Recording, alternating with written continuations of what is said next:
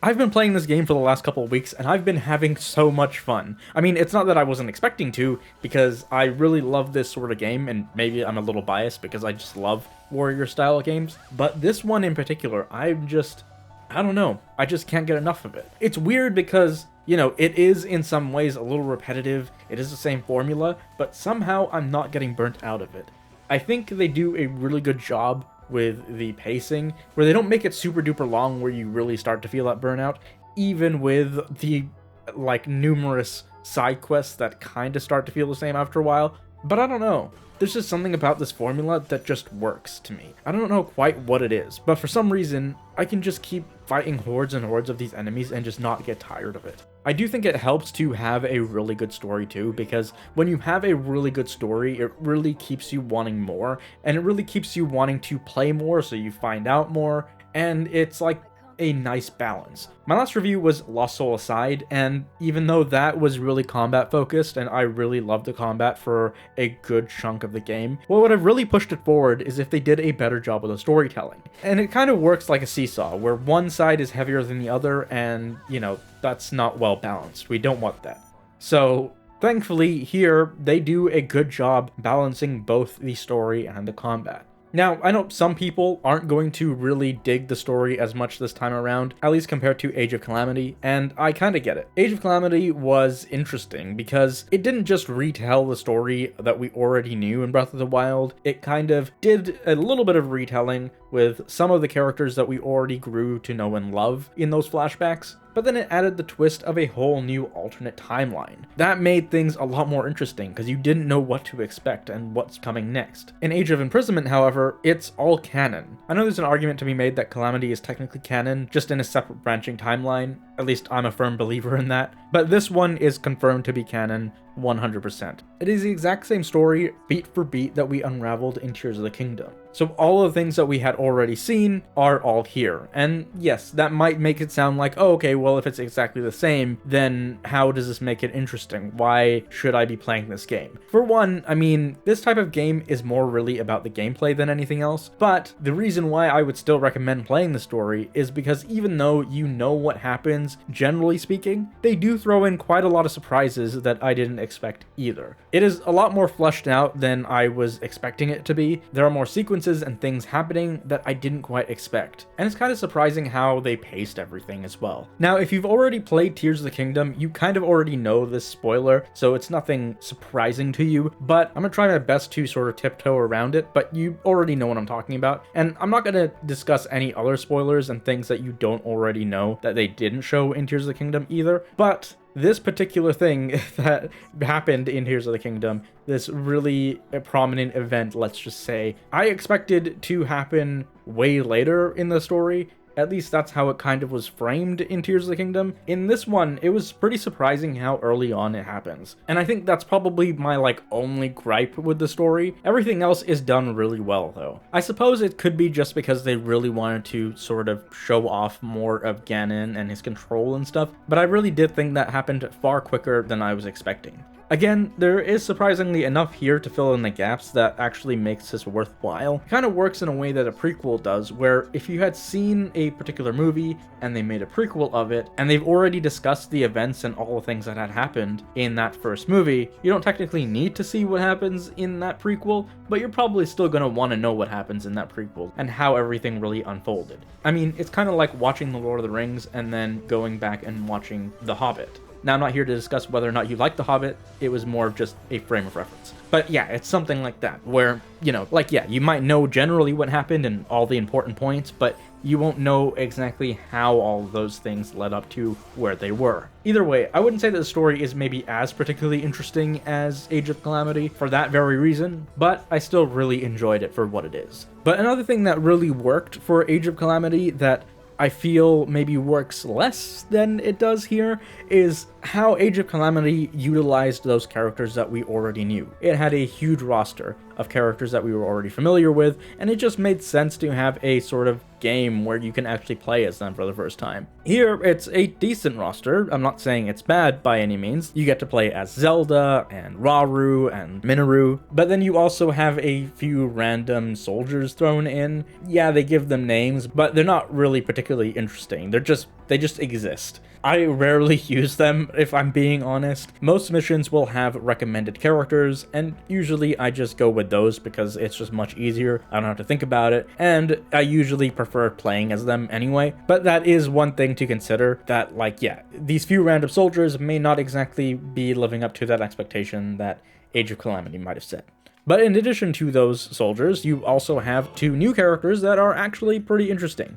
You have this quippy little Korok guy who is kind of really fun, named Calamo, and his buddy, this mysterious construct, who's not really at all mysterious, who's basically Link. I mean, come on, like, if you hadn't figured that one out yet, like, yeah. Now, technically, he isn't really Link, but for all intents and purposes, yeah, he is Link. I mean, if it looks like a Link and quacks like a Link, it's a Link. Or an eagle? It's a Mario. And so this was Nintendo's way of shoving Link back into this, because I think they realized that it's very difficult to have a game like this, a big Zelda game like this, without him in it in some form or fashion. And I get it because, again, they wanted to fill the roster and they didn't have that many and they need to make it more exciting. Personally, though, I kind of wish that they didn't throw him in just because I would have liked for once to not have to rely on Link. I wanted this to be just Zelda's story. I mean, in Echoes of Wisdom, it was primarily Zelda's story, but at the end, Link still returns. And I guess they just can't do without him.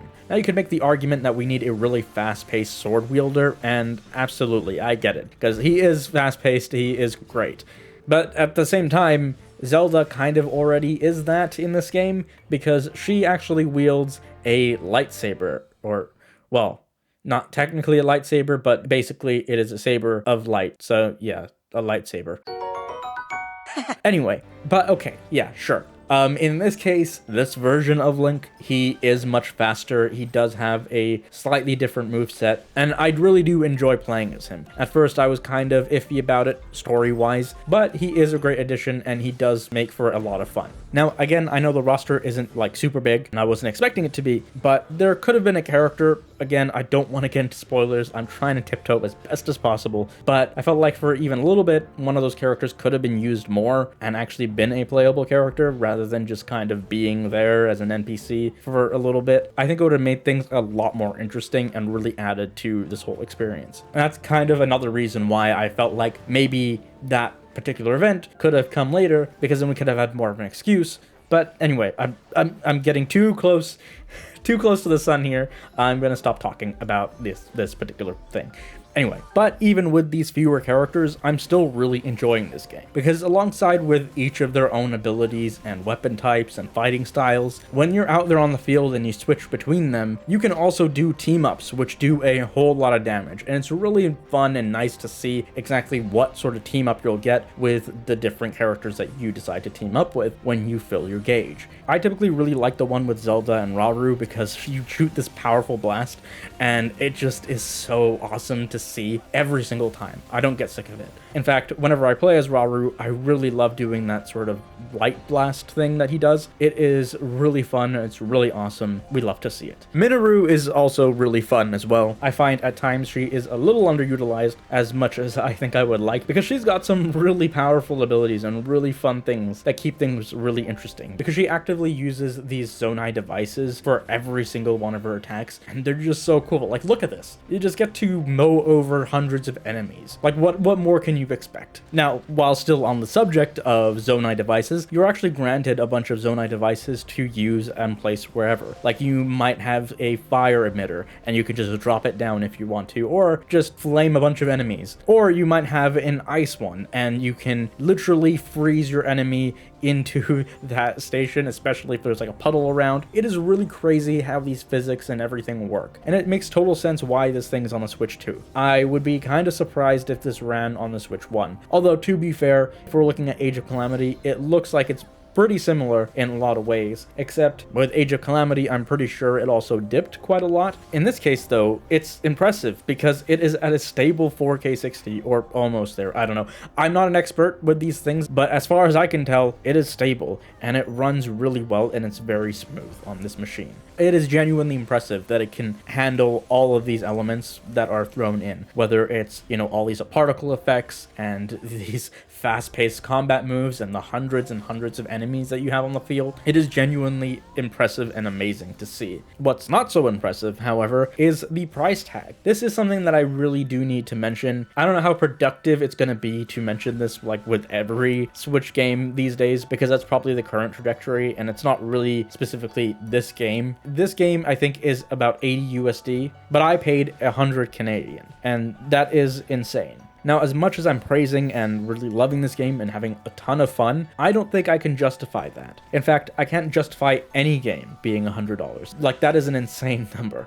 Least of all a Nintendo game, because Nintendo is like a whole generation behind the rest of the industry. So that is something worth considering. You might really want to look at the price tag before considering buying this, but again, because it's Nintendo, it probably won't go down anytime soon. And so that's the kind of unfortunate thing.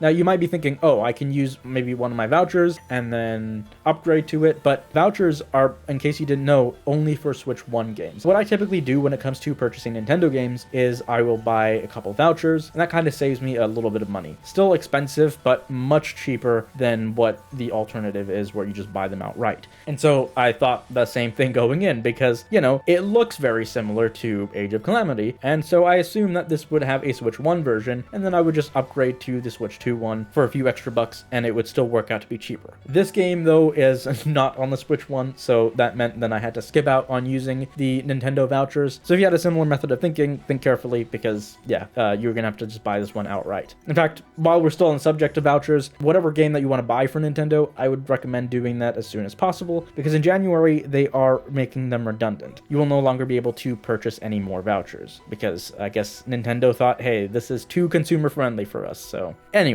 For the side quests, I kind of am wanting more next time. Not necessarily this time. It's fine this time. It is exactly what I was expecting. I can't quite recall exactly what this sort of side quest and extra side content looked like in Age of Calamity, because I did play that 4 years ago, but from what I remember, it is pretty similar. At least in this game, you basically will just go and tackle a whole bunch of different little side quests where you just fight a whole bunch of enemies, and they're typically the same. There's a particular goal that they want you to do, but really, it's just the same repetitive thing over and over again. Your patience may vary there. Then you'll just have some other markers scattered across the map where you basically just need to fulfill those orders where you have a bunch of ingredients that you collect during those scouting missions and whatnot, and then those are also marked as completed. So the side content doesn't go really far. I don't think I really expected it to, but just in case you aren't familiar with these kinds of games, yeah, the side content isn't particularly well fleshed out. But it isn't totally necessary because, again, it is side content. You can get through a lot of the main story without playing it. I do all of the ones that I can because I just like leveling up my characters as much as I can, and then also using my Zonai materials to upgrade their weapons and such, but that's just me. These missions aren't required, and you can pretty much beeline the main story for the most part, depending on the sort of difficulty that you're playing in. If you're playing on sort of the medium difficulty settings, then yeah, you might need to level them up a bit so that they're more prepared and ready, but yeah, not totally necessary. You can skip this in case you're wondering. There is also a 2-player co-op mode. I have not tried that one yet, actually, because I don't know anyone else who'd play this game, or really anyone else who is interested in this kind of game. So I played this entirely solo. If you're wondering how that plays, I couldn't tell you, but there is a co-op mode in case that is something that you might be looking into. But anyway, those are my thoughts on Hyrule Warriors Age of Imprisonment. What did you think? Did you enjoy it? Have you played it? Let me know down below, and remember to one up this video. And as always, until next time, I'll see you guys soon.